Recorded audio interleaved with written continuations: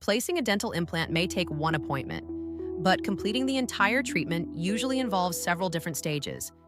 The total timeline depends on your diagnosis, healing, and final restoration. It is important to separate the length of the surgical appointment from the complete treatment journey.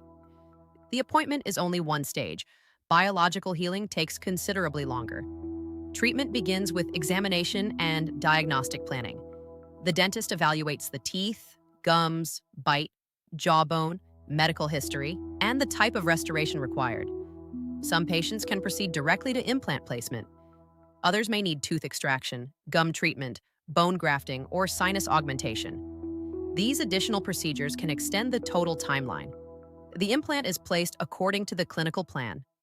The duration of this appointment depends on the number of implants, their location, and whether any additional procedure is performed.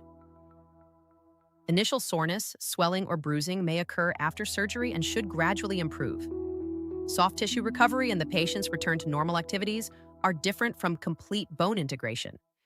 The implant is normally given time to integrate with the surrounding bone. This biological process is measured in months rather than days, and the required period varies according to the treatment site, bone condition, and healing response.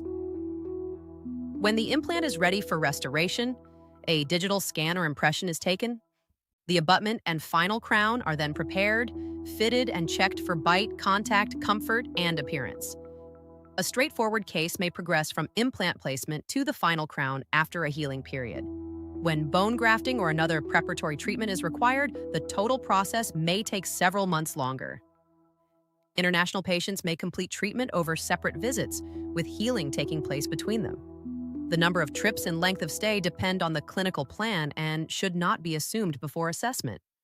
At Renova Clinic, an initial assessment can begin with your dental photos and recent X-ray.